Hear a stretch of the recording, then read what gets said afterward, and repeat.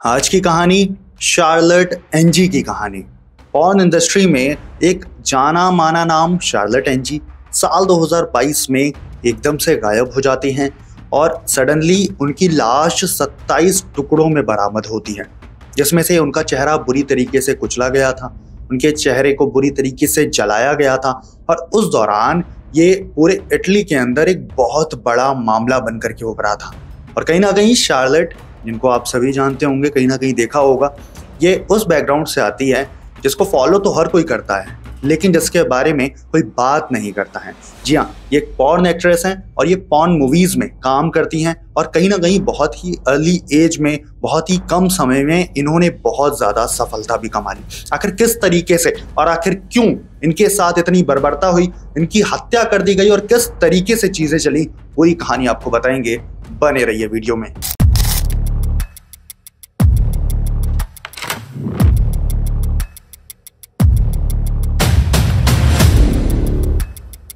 Charlotte NG, जिन्हें उनके घर वाले कैरोल माल्टेसी के नाम से जानते हैं। कैरोल माल्टेसी उनके बचपन का नाम, जबकि वो पॉर्न फिल्मों में आई तो उन्होंने अपना नाम बदल के शार्लेट एनजी रख दिया। बचपन से ही शार्लेट एक गरीब परिवार में पैदा हुई, ज़्यादा कुछ रिसोर्सेज थे नहीं उनके पास। एक छोटे मोटे स्कूल से उन्होंने पढ़ाई की, उसके बाद उन्होंने जैसे तैसे करके ग्रेजुएशन की डिग्री हासिल की। शुरू से ही उन्होंने देखा था कि घर के अंदर जो हालात हैं, आर्थिक स्थिति है, वो उतनी ठीक नहीं है और उन्होंने शुरू से ये सब चीज़ें भाप ली थी और अर्ली एज में ही उन्होंने काम करना शुरू कर दिया था। वो कहीं ना कहीं छोटी मोटी नौकरी करके अपने घर वालों का ख्याल रखने की वो पूरी कोशिश करती। लेकिन कुछ समय बाद लॉकडाउन लगा। साल 2020 में जब लॉकडाउन लगा, पूरी दुनिया ठप पड़ गई, तो उनके पास एक ऑफर आता है। और इससे पहले उनको मॉडलिंग का काफ़ी ज़्यादा शौक था। वो इंस्टाग्राम पे और बाकी सोशल मीडिया प्लेटफॉर्म्स पे काफ़ी ज़्यादा बोल्ड तस्वीरें डालती थी। उन्हें वो चीज़ अच्छी लगती थी और उनकी बोल्ड तस्वीर कहीं ना कहीं किसी पॉर्न वीडियो बनाने वाले डायरेक्टर के पास पहुंची। उन्होंने शार्लेट एनजी को अप्रोच किया एक पॉर्न वीडियो में कास्ट करने के लिए। उस समय शार्लेट एनजी खुद को मना नहीं कर पाई, इनकार नहीं कर पाई उनको, क्योंकि ठीक ठाक वो पैसे दे रहे थे और जो कि शार्लेट एनजी के लिए उस समय काफ़ी ज़्यादा ज़रूरी था। कि वो दौर था जब कोविड कहीं ना कहीं शुरू हो रहा था, कोविड का दौर उस समय शुरू हो रहा था। अब धीरे धीरे करके शार्लेट एनजी की पॉपुलैरिटी बढ़ने लगी, क्योंकि जैसे जैसे कोविड बढ़ा वैसे वैसे लॉकडाउन लगा, लोग अपने घरों में कैद हो गए और इस दौरान पॉर्न वीडियो की कंजम्पशन की जो रेट है वो काफ़ी तेज़ी से ऊपर गई, जो ग्राफ है काफ़ी तेज़ी से ऊपर गया और इसी का फ़ायदा मिला शार्लेट एनजी को। शार्लेट एनजी एक सडन ग्रोथ देखा उन्होंने अपने करियर में, एक सडन पॉपुलैरिटी देखी उन्होंने। हर कोई उनको अब जानने लगा था, हर कोई उनकी वीडियोस को देखने लगा था और इसी वजह से उनके कॉन्ट्रैक्ट जो पहले काफ़ी कम प्राइस पे फिक्स हुए थे, वो अब उनको काफ़ी ज़्यादा पैसे भी मिल रहे थे। एक एक वीडियो बनाने के लिए उनको लाखों लाख रुपए अब दिए जा रहे थे। शार्लेट एनजी कहीं ना कहीं अब सफलता की ओर आगे बढ़ रही थी। शार्लेट एनजी ने बहुत अच्छा काम किया उन्होंने अपने हिसाब से पूरे लॉकडाउन के पीरियड में। अब एक दिन साल 2022 की बात है। साल 2022 जनवरी के महीने से शार्लेट एनजी किसी का भी फ़ोन पिक नहीं करती हैं। एकदम से वो फ़ोन पिक करना बंद कर देती हैं। इवन वो अपने आप घर वालों से भी बात नहीं करती हैं। वो सिर्फ और सिर्फ अब व्हाट्सएप से लोगों से बातचीत करना शुरू कर देती है। शार्लेट एनजी उससे पहले लगातार अपने फैमिली के टच में थी, लगातार अपने लॉन्ग डिस्टेंस बॉयफ्रेंड के टच में थी, लेकिन अब वो किसी से भी फ़ोन कॉल पर बात नहीं करती थी। उन्होंने सबको व्हाट्सएप पे मैसेज कर दिया था कि वो कुछ समय के लिए इटली से बाहर गई हैं और जिस वजह से वो फ़ोन कॉल पर बात नहीं कर पाएंगे, सिर्फ और सिर्फ वो व्हाट्सएप पर ही बात कर पाएंगी। तकरीबन ये जो मैं आपको बात बता रहा हूँ, ये बात है जनवरी 2022 की। अब जनवरी से मार्च आ चुका था, तकरीबन 2 महीने गुजर चुके थे। इन 2 महीनों में शार्लेट एनजी की किसी से भी कोई भी फ़ोन कॉल के ऊपर बातचीत नहीं हुई थी। वहीं व्हाट्सएप के ऊपर सेम एज यूजुअल तरीके से उनकी बात हो रही थी, कोई भी दिक्कत नहीं थी, कोई भी चीज़ नहीं थी। कोई भी मैसेज आता उसका तुरंत उनको रिप्लाई मिल जाता। उनके घर वालों से भी उनकी बातचीत हो रही थी व्हाट्सएप के ऊपर। अब अगर मैं आपको ये चीज़ बताऊं कि शार्लेट एनजी जो व्हाट्सएप पे बात कर रही थी सबसे, वो शार्लेट एनजी थी ही नहीं, बल्कि उनकी मौत तो जनवरी में ही हो गई थी। जी बिल्कुल, शार्लेट एनजी की डेथ 2022 में ही हो गई थी, जनवरी के महीने में उनकी हत्या कर दी गई थी। किस तरीके से अब ये कहानी एक नया मोड़ लेने वाली है, वो बहुत इंटरेस्टिंग होगा। मैं ज़रूर आपको अपील करूंगा कि एंड तक इस वीडियो को देखना, तभी आपको पूरी कहानी समझ में आएगी। कैसे एक कैरेक्टर आएगा इस कहानी के अंदर जो कि शार्लेट एनजी की जान ले लेगा। ज़रूर देखिए। सबसे पहले तो अब मार्च आ चुका था, कोई शार्लेट एंजी बनकर के उनके करीबियों से बात करता था, उनके रूम का रेंट जा रहा था, उनके बिजली का बिल जा रहा था, उनके इंटरनेट का बिल जा रहा था, सब कुछ प्रॉपर तरीके से, ऐसा लग रहा था कि कोई प्री प्लान तरीके से चीज़ों को कर रहा है। और किसी को भी इतनी भनक नहीं थी, इतनी चीज़ें पता नहीं थी कि शार्लेट एंजी इस समय फ़ोन के दूसरी तरफ नहीं है, शार्लेट एंजी फ़ोन के दूसरी तरफ उनसे बात नहीं कर रही है। इसी बीच एक इवेंट होने वाला होता है इटली में, एक पोल डांस का इवेंट होता है जिसके लिए अप्रोच किया जाता है शार्लेट एंजी को। तो व्हाट्सएप पे ऑफ कोर्स उनसे बात होती है, तो शार्लेट एंजी मान जाती है कि हाँ ठीक है, मैं इस इवेंट में ज़रूर आपके लिए परफॉर्म करूँगी। अब शार्लेट एंजी से इवेंट के जितने भी लोग होते हैं, जो इवेंट के मैनेजर्स होते हैं, वो उनसे व्हाट्सएप के थ्रू बात करते हैं, सब कुछ डन हो जाता है। 11 से 13 मार्च के बीच में ये इवेंट होने वाला था इटली में, लेकिन वहाँ पे शार्लेट नहीं पहुँचती। अब इनके बाद जो वहाँ की इवेंट के लोग होते हैं वो काफ़ी ज़्यादा नाराज़ होते हैं शार्लेट से, लेकिन उसके बाद ऑफकोर्स वो कोई चीज़ कर नहीं सकते थे क्योंकि व्हाट्सएप के अलावा कोई और कांटेक्ट करने का जरिया था नहीं इनके पास। ऐसे में एक रिपोर्टर था इटली में, उसको ये चीज़ कहीं ना कहीं थोड़ी सी खटकती है कि शार्लेट एंजी किसी के कॉल का जवाब नहीं दे रही हैं। वो उनको व्हाट्सएप पे जब बात करते हैं उनसे, तो वो रिपोर्टर चूंकि पहले मिल चुके थे शार्लेट एंजी से, तो वो ये चीज़ नोटिस करते हैं कि कहीं ना कहीं उनका जो बर्ताव है, उनका जो बिहेवियर है, काफ़ी ज़्यादा बदला बदला सा दिख रहा है व्हाट्सएप पे।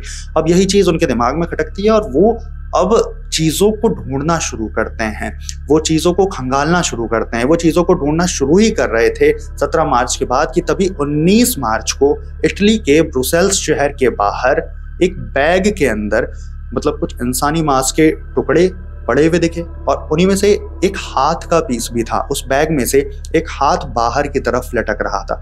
जिस भी शख्स ने ये चीज़ देखा उसने तुरंत पुलिस को इन्फॉर्म किया, क्योंकि भाई इस तरीके से अगर आप और हम कोई बैग को देखे लावारिस जिसके अंदर से हाथ लटक रहा हो तो ये तो बहुत ज़्यादा खौफनाक मंजर होगा एक तरीके से, है कि नहीं। तुरंत पुलिस आती है, पुलिस वहाँ से बैग को बरामद करती है। पुलिस जब आसपास के एरिया में छानबीन करती है, वो एक एक्चुअली डंपिंग यार्ड था जहाँ पे कूड़े को फेंका जाता है, उस जगह पे ये बैग मिला था। तो आसपास से सिमिलर 3-4 और बैग्स मिलते हैं। जब सभी बैग को खोला जाता है तो सब बैग में अलग अलग ह्यूमन बॉडी के पार्ट्स होते हैं। किसी में हाथ होते हैं, किसी में पैर होते हैं, किसी में पेट का पोर्शन होता है, किसी में सर होता है, किसी में धड़, मतलब इस तरीके से सभी बैग के अंदर उनके बॉडी के पार्ट्स को रखा गया था।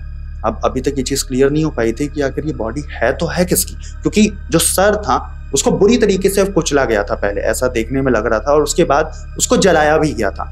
अब बहुत ज़्यादा कन्फ्यूज़न हो गई थी कि भाई आखिर ये लाश है तो है किसकी, क्योंकि अब चीज़ें पुलिस तक पहुंच गई थी तो पुलिस अपने तरीके से इन सब चीज़ों को हैंडल कर रही थी। अब पुलिस के पास एक चीज़ थी कि उस बॉडी जो बरामद हुई थी उसके ऊपर काफ़ी सारे टैटूज थे। अब पुलिस ने उन टैटूज की फोटो क्लिक की और उसके बाद उसे न्यूज़पेपर में, अखबार में प्रिंट करा दिया, उसको सोशल मीडिया प्लेटफॉर्म पे सर्कुलेट करा दिया कि अगर आप किसी को जानते हैं जिसने इस तरीके के टैटू को गुदवाया हो, इस तरीके के टैटू हो जिसके बॉडी पर, वो आप ज़रूर हमसे संपर्क कर सकते हैं। तो शार्लेट एंजी के एक फैन, एक ऐसा शख्स जो कि शार्लेट एंजी को जिन्होंने देखा होगा पॉर्न वीडियोस में, वो इस चीज़ को देखते हैं और वो पुलिस को इत्तला करते हैं कि ये बॉडी शार्लेट एंजी की है और ज़रूर जिनको कहीं ना कहीं किसी ना किसी तरीके से इनको मारा गया है। पुलिस जब उस फैन की बात मान करके शार्लेट एंजी की फोटोज निकलवाती है, शार्लेट एंजी की प्रोफाइल निकलवाती है, तो हाँ बिल्कुल उन्हीं की तरह टैटू, उन्हीं की तरह चीज़ें हूबहू मिलती हैं। अब पुलिस के लिए बहुत बड़ी चुनौती ये थी कि आखिर शार्लेट एंजी की बॉडी वहाँ पे पहुंची कैसे, आखिर उनका हत्या अगर किसी ने किया तो आखिर की किसने।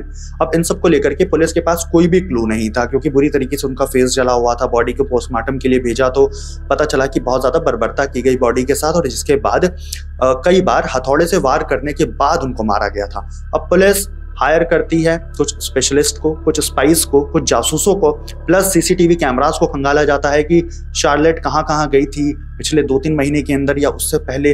पूरे शहर का कहीं ना कहीं एक टाइप से नेक्सस निकाला जाता है और चीज़ों को खंगालना शुरू किया जाता है। अब जैसे जैसे चीज़ें की जा रही थी, पूरे इन्वेस्टिगेशन के दौरान एक नाम सामने निकल कर आता है और वो नाम होता है डेविड फंटाना का। डेविड फंटाना कहने को वैसे तो एक्स बॉयफ्रेंड था इनका। अलग अलग जो मीडिया वेबसाइट्स हैं, अलग अलग सोर्सेज हैं, उनके ऊपर इनकी जो इनके साथ रिलेशन है वो अलग अलग बताई गई है। लेकिन मैं आपको बता दूं कि इनके एक्स बॉयफ्रेंड थे, साथ में एक बैंकर भी थे, साथ में मतलब ठीक ठाक ये रसूखदार पर्सन थे। और एक जगह तो ये भी लिखा गया था कि ये इनकी पॉर्न वीडियोस को शूट करने में भी मदद करते थे। तो कहीं ना कहीं काफ़ी करीबी थे ये इनको लेकर के जब पुलिस ने पूछताछ शुरू की तो इन्होंने क्लियरली इनकार कर दिया कि भाई मैं तो इनको जानता जरूर हूँ, लेकिन मेरा इस केस से कोई भी ताल्लुक नहीं है, मैं बहुत दिनों से इनसे मिला भी नहीं हूँ। अब पुलिस का शक डेविड फंटाना की तरफ चला गया था। क्योंकि उनके खिलाफ कोई भी सबूत नहीं थे, कोई भी गवाह नहीं थे, तो पुलिस ने उनको उस समय छोड़ दिया था। अब जब जासूस पूरी तरीके से चीज़ों को चेक करना शुरू करते हैं तो पता चलता है कि डेविड फंटाना जिस घर में रहते हैं वहाँ से कुछ ना कुछ अजीब सी गतिविधियां आ रही हैं, कुछ अजीब सी चीज़ें आ रही हैं, जिन सबको लेकर के पुलिस को जब इनपुट दिया जाता है तो पुलिस उनके घर पे हमला करती है, पुलिस उनके घर पर धावा बोलती है। और जब वहाँ से चेकिंग की जाती है, जब वहाँ से चीज़ें निकाली जाती है तो पता चलता है कि वहाँ से वो फ़ोन मिलता है जो कि पिछले 3-4 महीनों से ऑपरेट किया जा रहा था शार्लेट के नाम से। शार्लेट का वो फ़ोन जो कि उनके मौत के बाद भी एक्टिव था और जिसे डेविड फंटाना ऑपरेट कर रहा था। अब पुलिस के दबाव दिए जाने के बाद डेविड फंटाना असलियत उगलना शुरू करता है। वो बताता है कि किस तरीके से जनवरी 2022 में डेविड फंटाना 43 साल का 26 साल की शार्लेट के साथ फिजिकल रिलेशन बना रहा था, उसके साथ जबरदस्ती करने की कोशिश कर रहा था, उसको फिल्म भी कर रहा था, उसकी वीडियो भी बना रहा था, जो कि पुलिस ने उसके पास से बरामद किया। और एकदम से सडनली उसका दिमाग फिरता है, वो अपने आस पड़ोस में रखे हुए एक धारदार हथौड़े टाइप के किसी ऑब्जेक्ट को उठाता है और सीधा शार्लेट के सर पर दे मारता है। एक बार जब शार्लेट के सर पे वो चीज मारता है तो वो नहीं मरती, दूसरी बार और ज्यादा इंटेंसिटी के साथ उसके सर पे वार किया जाता है। इस बार शार्लेट पूरी तरीके से खत्म हो जाती है। अब जब डेविड को होश आता है कि ये उसने क्या कर दिया तो बहुत अफसोस मनाता है और साथ में डर भी जाता है। अब डरने की वजह से उसने पहले उसके बॉडी को अलग अलग तरीके से चॉप किया, काफी फाइन चॉप किया ताकि उसको बैग में भरा जा सके।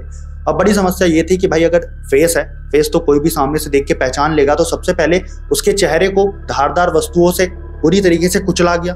इतना इंश्योर किया गया कि भाई इसका फेस किसी भी तरीके से पहचाना ना जाए। उसके फेस को जलाया गया, उसके फेस को स्टीम किया गया और उसके बाद बैग में रख करके पहले तो कुछ दिन फ्रिज में रखा गया था और उसके बाद बैग में रख करके आउटर ब्रुसेल्स के बाहर उसको फेंक दिया गया। और जब ये सब चीज़ें कोर्ट में गई, डेविड फंटाना को कोर्ट में जाकर के 30 साल की सज़ा दी गई है। अब ये कहानी मतलब कितनी ज़्यादा रूह कपा देने वाली है, आप ये सोच सकते हैं कि किस तरीके से एक पॉर्न स्टार के साथ बिना किसी वजह के, बिना किसी कारण के उनकी हत्या कर दी जाती है और इतने निर्मम तरीके से हत्या की जाती है जो कि आपने इस वीडियो के अंदर सुना। आज के लिए हमारे साथ इस केस में इतना ही।